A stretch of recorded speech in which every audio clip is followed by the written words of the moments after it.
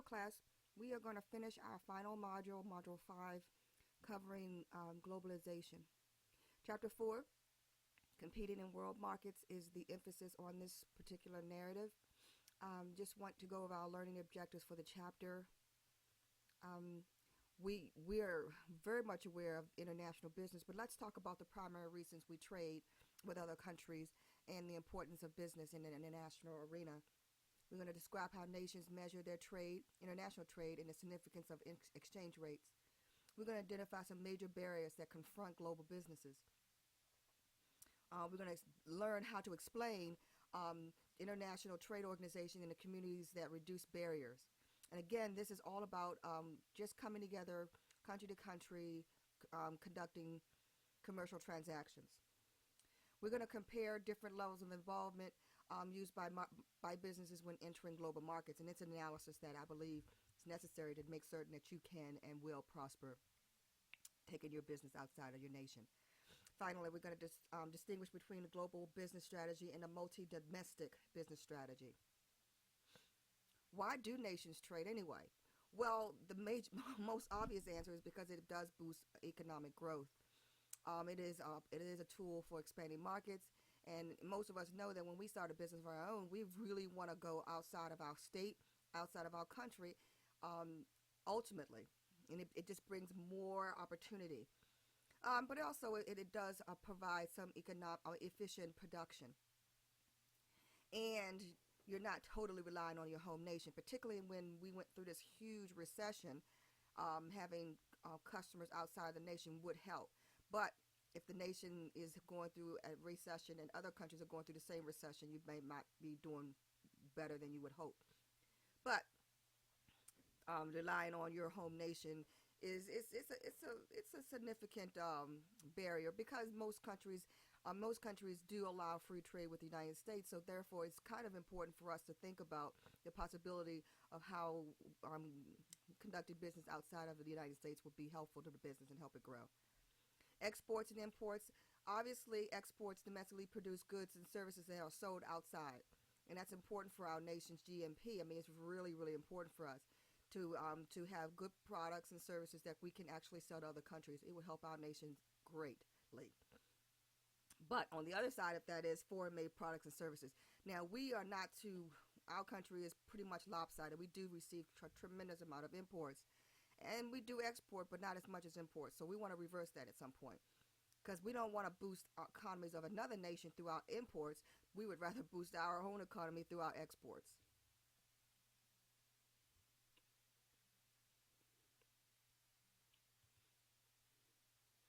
International sources are factors of production. And again, operating abroad really depends on the quality of labor, national resources, capital, and entrepreneurship. And so we want to deal with the availability of people that can work with us. And outsourcing is offshoring is another issue where we are using human capital, but not from our home state, at a significantly low price. Also, companies doing business overseas really have to have a strategic plan in place.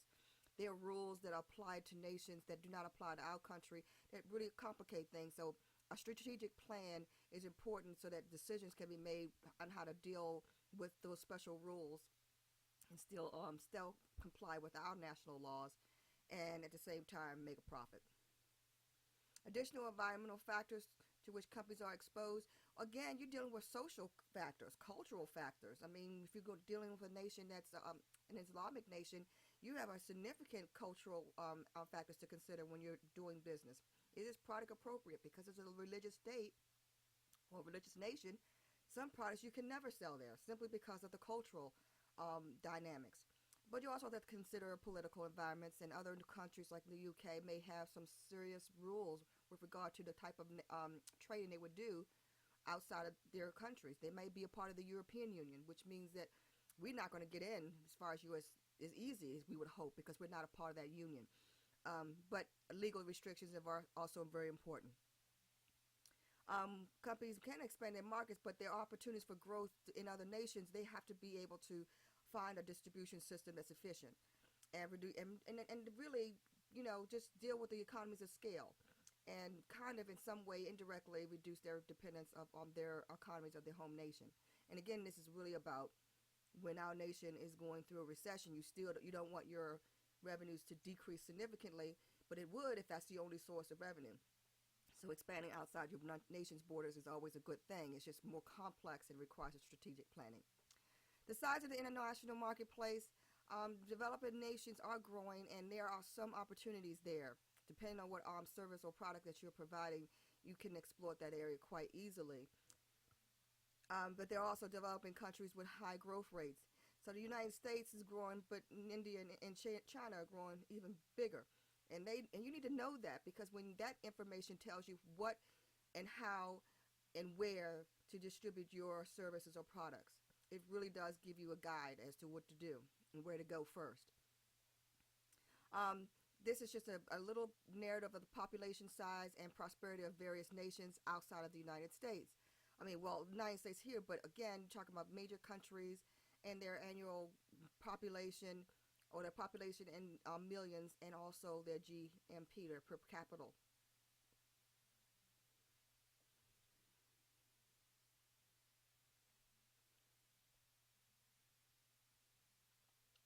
So like this, they would probably need to analyze, because when you go into um, market your services in another nation, you may very well have to house your business physically there. And so that your resources will be used in the most efficient way, you need to know what market is the best for your business. Top 10 trading partners with the United States, obviously Canada. We're on the same continent. China is huge. Mexico is another. Brazil and Taiwan are very low on the list, and same with France. But we're doing a little bit with Germany and the United Kingdom, but most of our trading is going to be with Canada. I would assume, because we're on the same continent, same with Mexico, that number is high. It's easy to import when you're that close. Absolute and comparative advantage. What does those words mean? An absolute advantage. A country can maintain a monopoly or produce at a lower cost than any other competitor. And we have a competitive or a absolute advantage in certain areas. So does China and other countries, but you need to know that, because that will determine if your product or service will be lucrative to your organization. But a comparative advantage, a country provides the service or product more efficiently at a lower cost than it supplies as compared to other countries.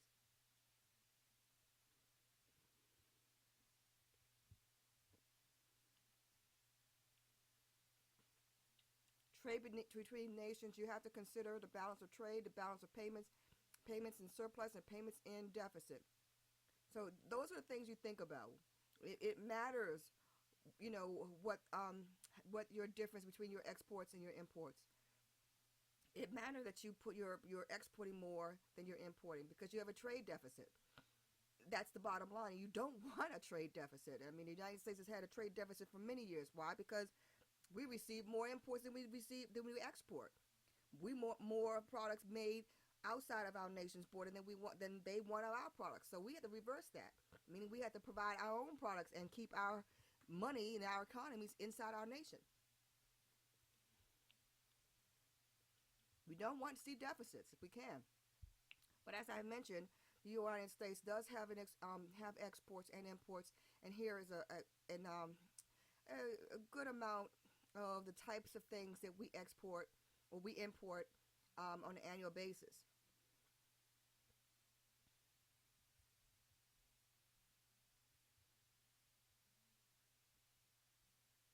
Exchange rates, boy, oh boy, that's complicated. And what an exchange rate is, a difference between the amount of value of a U.S. dollar in relationship to another type of currency. It could be a euro, it could be a shekel, or it could be another type of rate, which means that a $1 is equivalent to 3.00 shekels.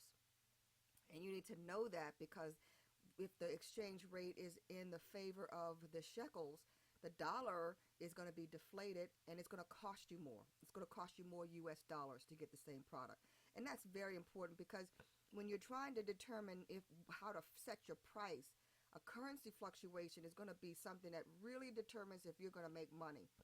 The difference between what your value of your dollar is and the value of the dollar or the currency that you're going to receive from your foreign market.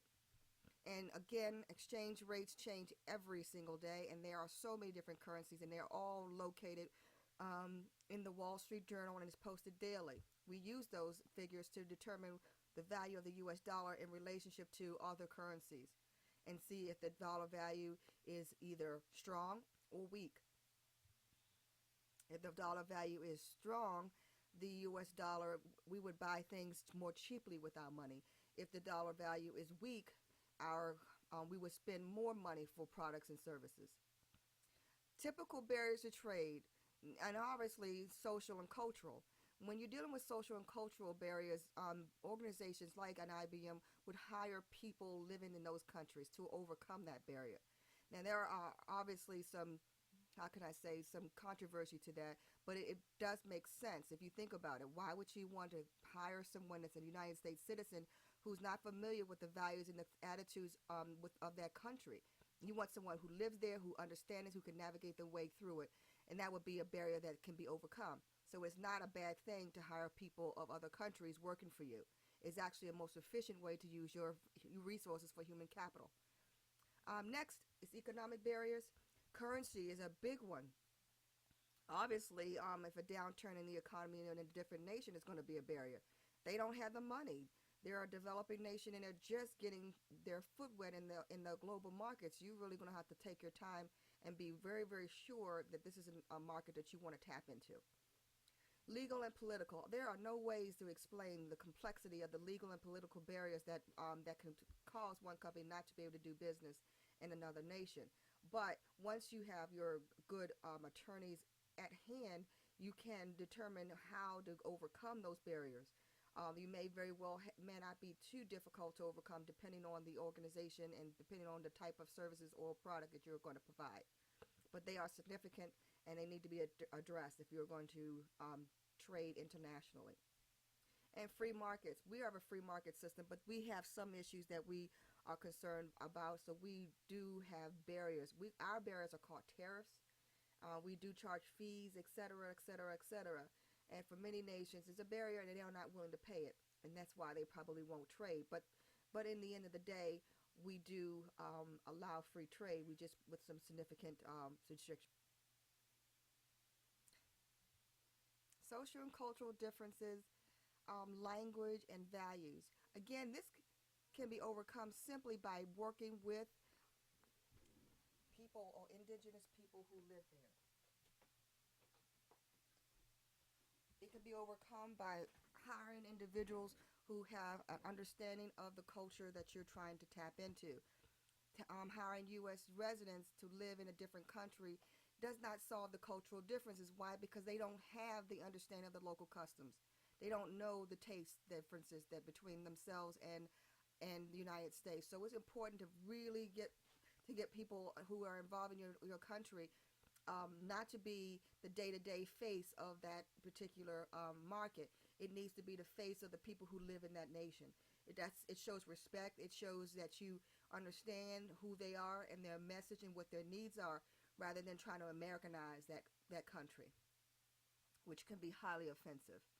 Economic differences, infrastructure. I mean, there are some differences. I mean, most countries that I know of obviously have system of communication and infrastructure and so forth. But if you're going to a developing nation, they may have some, but they may not have as much as the United States. So you need to know that, because getting people to you or getting you to them could very well be difficult if the infrastructure doesn't support what you're trying to do. Obviously, the currency is important too. Can you make money? Do they have the finance? Do they have the resources? Are you just dumping money down and it's not going to come back in terms of your revenue? Political differences, as we all know, are complicated. Just know that the U.S. law and international law and that country's law will conflict almost all the time. and you need to be able to deal with that. But also, you know, understand U.S. companies cannot in any way bribe or try to influence another foreign official. So even if it's okay for them to receive a bribe, we can't give one anyway. So we need to know these laws and consider that when we're trying to tap into another market. This is just a picture of the globe, and it's broken down into a clean, somewhat clean, corrupt, very corrupt structure. And you need to know that. You need to know exactly what you're dealing with. And you notice here it's saying Russia and Pakistan and Iran and Sudan and Libya, Nigeria and Angola and Madagascar. They are most corrupt, and it's very interesting how they classify corrupt. However, they're calling somewhat corrupt Mexico and Brazil and Peru, but they're considering the United States, Sweden, the UK clearly clean, and obviously Spain, Portugal, and France, and Italy, Tanzania are moderately clean. So you have to consider that. It's important because you don't want to be breaking your own laws, because we're still bound by our laws and how we govern ourselves in business around the globe, regardless of how corrupt Russia may be and how loose they are with their tariffs and all of that. Is important for us to be very clear that we can't bribe. We can't bribe, even though it's okay for them to bribe. So it's a consideration. Trade restrictions. Obviously, we have tariffs, and there are tariffs. These terminology may very well be different in the nation in which you are dealing with, but the focus is essentially the same. There are barriers because if you want to sell a product in the United States, you're going to have to deal with the tariffs, and we do charge tariffs. We are very much a protective country, so we're not going to let you bring in something that's going to compete with our U.S. Nations without imposing significant tariffs. Car being one of them. I mean, that's why the cars from German-made cars and Japan cars, they're very expensive. Why? Because they are foreign cars and they charge a tremendous amount of tariffs for them to sell those cars. But what they have done to get around it is they put their facilities right within the United States, hiring U.S. workers. That removes some, not all, of the tariffs that Japan and Germany would have to deal with when they're trying to sell their autos to American individuals. So it's important to know tariffs are real, and you see them all the time because you pay a higher price for a car that's made from Germany, or a car that's a Japanese, or a Nissan car. You pay more. And even if the cars are made in the United States and the cars are uh, manufactured by American individuals, the tariff still exists because it is a foreign nation doing business within the United States, and you're not going to do it for free. It's not going to happen. So understand those kind of restrictions and whether or not those barriers can be overcome. If not, staying within your nation might be the best option at this time. You're reducing barriers to trade. Obviously, we are told about reducing. The Free Trade Act is one. The unions are another. Common markets are another. But also trade barriers by promoting economic cooperation. But again, we are definitely understanding quite well that it's in everyone's best interest to try to work together and to strip the barriers of our different nations, and that's to do business, and that's profit everybody. So there are still barriers, and there will always be barriers, but they will be reducing more and more as we move towards a global economy. And these are definitely other trade organizations currently in existence: the World Trade, World Bank, and an International Monetary Fund. And again, they deal with high-level funding and tariffs and etc., which is way beyond the scope of this class, but know their relationship in the globalization of our markets. And we already got the NAFTA agreement, which is obviously U.S., Canada, and Mexico, which is one of our huge trading partners. We trade with each other. We love each other. We have a great relationship, the United States and Canada, but we also trade a lot with Mexico. Then there's Central and Dominican Republic free trade, which is going to be Guatemala, Honduras, and Nicaragua, Dominican Republic, Costa Rica. Um, United States is part of that for the most part. The European Union is very restrictive, but it is a very important market, and it comprises the European nations, which includes the UK, Germany, Scotland, um, Italy, as well as other nations within that group. And again, it's a significant role. I think the European Union is a very important role. They want to keep their monies within their little group, and that's perfectly fine. It is very hard for a nation to get into that union. In fact, it is a huge barrier, which is why the North America Free Trade Agreement and the Central America Dominican Republic Free Trade Agreement are so popular, because it's very tight to get into the European Union, and it's very difficult with the barriers. But going global is a big deal, and many companies done all that they can do and grown as much as they can. And globalization is the only thing else that they can do outside of creating another organization. So, depending on how the organization is fit in its current market, globalization is almost always the intuitive next step. Doing your research is critical. Knowing what product works well in different countries and understanding the trade barriers that may exist could be the first step in the research that's needed to make a determination whether or not globalization is something that the company wants to explore.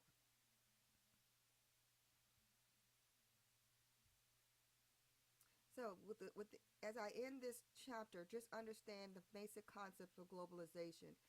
Most companies do well trading within their nation's borders.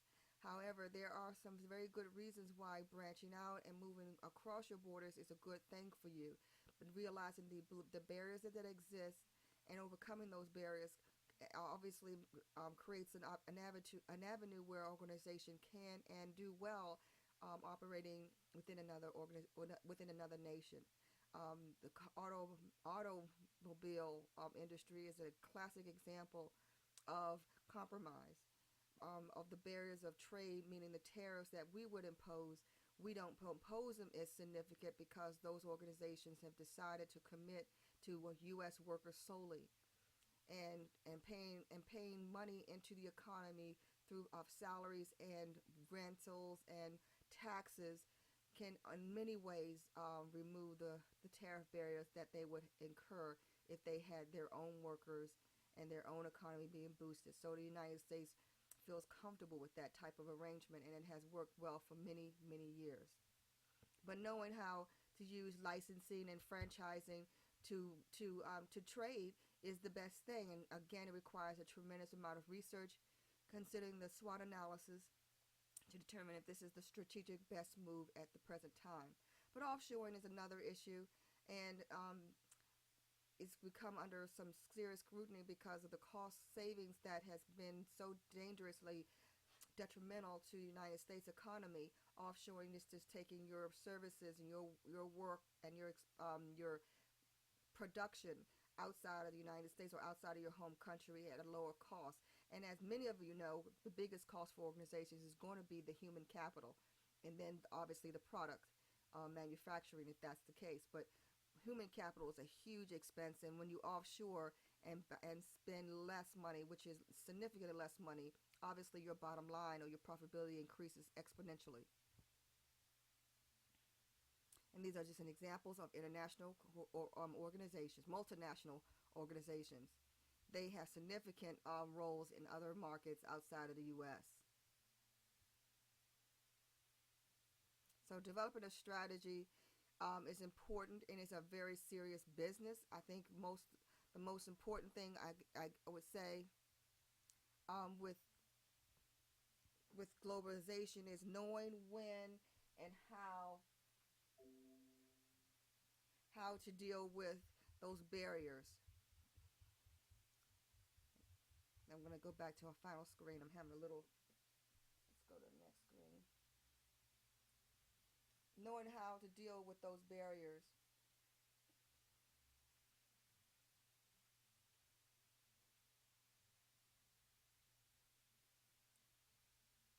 I'm going to go to this last screen. Glowing global. Okay, so these research markets, these research addresses, they're important because you need to have the information in front of you to make certain that this is the right way, this is the right direction this organization should be going in. This is what we need to do. This is how we need to do it. And these are the downsides when we do it. And more than anything, if you go into a situation where you're going to go global, you need to know why you're doing it, what you're going to get out of it, and how long will it take to implement this major, major undertaking. But a strategy for international business is absolutely critical and is the first step, which includes the in detail analysis and research. As we conclude this chapter, we will go into chapter 14 and we will continue to explore globalization and all of the information and details associated with that. And again, as I said, thank you for listening, and I will talk to you soon.